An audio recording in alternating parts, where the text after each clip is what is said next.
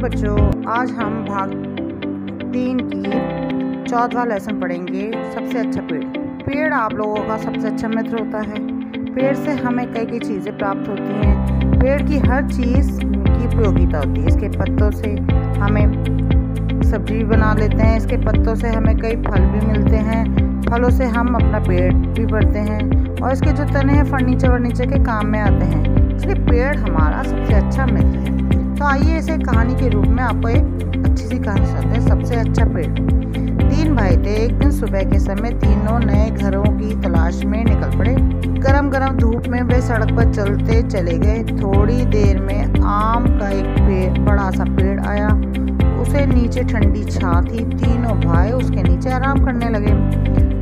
पेड़ के पके आम तोड़ कर वे मीठे रस चूसने लगे। बड़े भाई ने कहा, भाई मुझे तो यही जगह पसंद है। आम के पेड़ से बढ़कर क्या हो सकता है। आम कच्चे होंगे तो हम अचार बनाएंगे और जब वे पक जाएंगे तो हम मीठे आम खाएंगे। कुछ आम हम बाद के लिए खाने के लिए सुखा कर रख लेंगे। तो बच्चों, इसमें पेड़ के बारे में बताया गया। आम के पेड़ में 3 भाई होते हैं। वो मतलब घरों की तलाश के लिए निकल पड़ते हैं।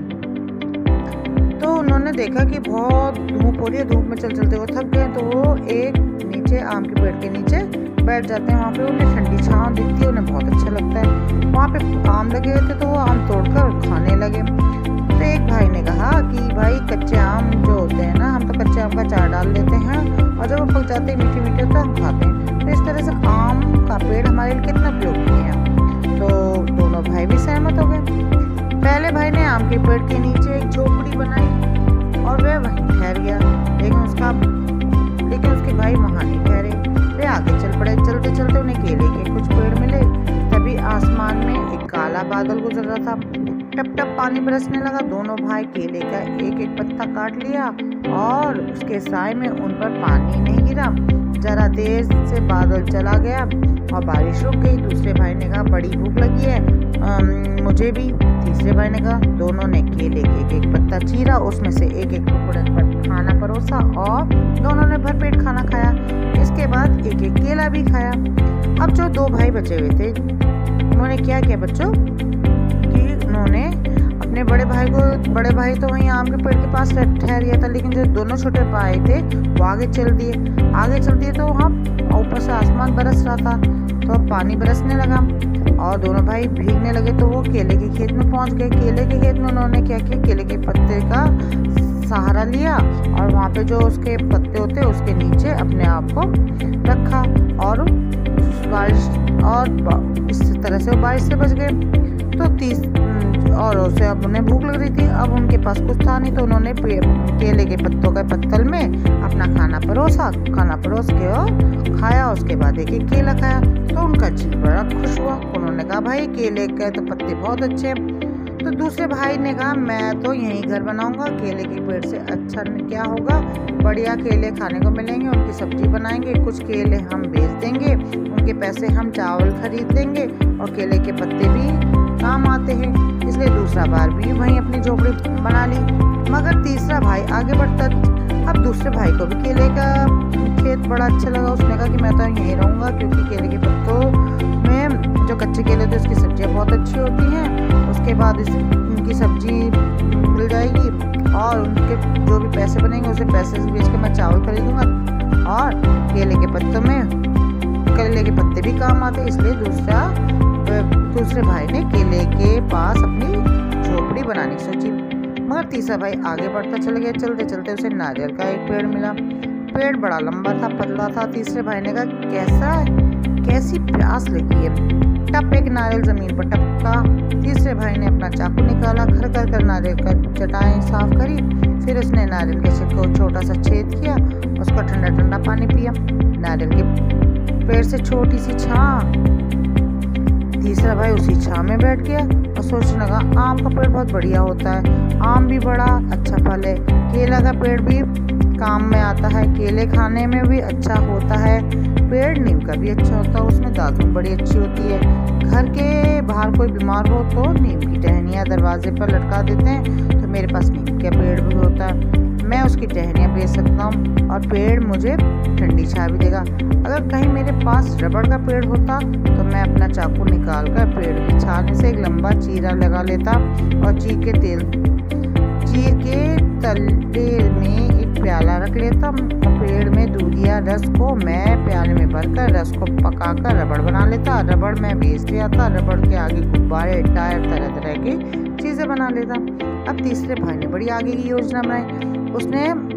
वो आगे बढ़ता गया तो उसने कहा कि मैं क्या करूं, तो उसे बड़ी प्यास लगी थी। तो उसने नारियल के पेड़ के नीचे छांव में बैठ गया और वहां से ऊपर से एक नारियल तो उसने तीसरे भाई ने नारियल के छाले हटाई और उस नारियल का पूरा पानी पिया और उसे उसका पानी बहुत अच्छा लगा।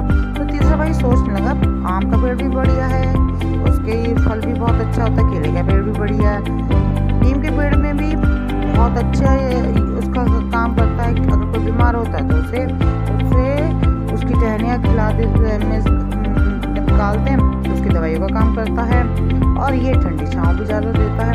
रबड़ का पेड़ अगर उसको मिल जाता है तो रबड़ के पेड़ में से उसके तने में से उसे चीर कर क्या करेंगे, उसका दूध या रस निकाल के उसका रबड़ बनाएंगे।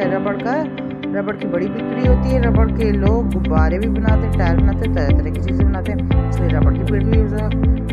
आगे बढ़ते हैं। अच्छे पेड़ों की क्या कमी है। नारियल का पेड़ की ही सोचो। नारियल की जटाओं को काट कर मैं मोटी डोरियाँ बना सकता हूँ और डोरियों में मजबूत चटाइयाँ भी बना सकता हूँ। रस्सी चटाइयाँ मैं शहर में बाजार में बेच सकता हूँ। मैं नारियल का पानी पी सकता हूँ। मैं नारियल की गरी भी खा सकता हूँ। कुछ गरी सुखाकर खोपड़ा भी तैयार कर सकता हूँ। खोपड़े में को पेर कर मैं गोले का तेल भी बना सकता हूँ। गोले का तेल, साबुन, कितनी चीज़ें बनाने के काम आते हैं। नारियल के छिलके को साफ करके कटोरे में और प्याले भी बना सकता हूँ। ठीक तो है, मेरे लिए तो यही पेड़ सबसे अच्छा है। मैं तो इसके नीचे से सकता, इसलिए तीसरा भाई नारियल के तले अपनी कुटिया बनाई और वही नारियल गया। तुम्हारे लिए कौन सा पेड़ सबसे अच्छा है। अब क्या हुआ, तीसरा भाई उसे नारियल का पेड़ भाग गया उसे, क्योंकि वो नारियल के पेड़ से कह रहा था जो नारियल की छालें निकलेंगी उससे मैं डोरिया बनाऊंगा, उससे चटाई बना सकता हूँ और खाट भी बना सकता हूँ। नारियल के उसमें से जो पानी होता है वो नारियल बेचूंगा तो उसका पानी पी के लोग बहुत खुश हो जाएंगे और नारियल की गिरी भी बन जाती है, उसमें से नारियल की खोपड़ा भी बन जाता है। और नहीं तो नारियल का ये सुखा दो तो उससे कप भी बन जाते हैं। नारियल के तेल साबुन में और कितनी चीज़ें बनाने में काम होता है, इसलिए नारियल का जो पेड़ है वो मेरे लिए बहुत अच्छा है। इसलिए तीसरा भाई नारियल के पेड़ के लिए बड़ा उसकी उपयोगिता नजर आई तो उसने कहा मैं तो यहीं रुक जाऊँ। इस तरह से तीनों भाई अपनी अपनी जरूरत के हिसाब से अलग अलग जगह पर रुक गए। तो ये कहानी लिखी है जे भारदास ने। इस तरह हमें बताया कि हर पेड़ की अपनी अपनी महत्ता होती है, इसलिए हर पेड़ को हमें लगाना चाहिए, पेड़ को काटना नहीं चाहिए। जिस तरह से आज जंगल कट रहे हैं इससे नुकसान हमारा ही हो रहा है। अगर पेड़ हम लगाएंगे, चाहे छोटे ही पेड़ लगाएंगे, तो एक हमारी उपयोगिता बढ़ेगी और हमें एक अच्छे मित्र के रूप में पेड़ मिलेंगे। धन्यवाद। अगर ये वीडियो आपको अच्छा लगे तो इसे प्लीज़ अपने दोस्तों के साथ शेयर कीजिए and ask the queries in my comment box and subscribe it and press the bell icon. Thank you.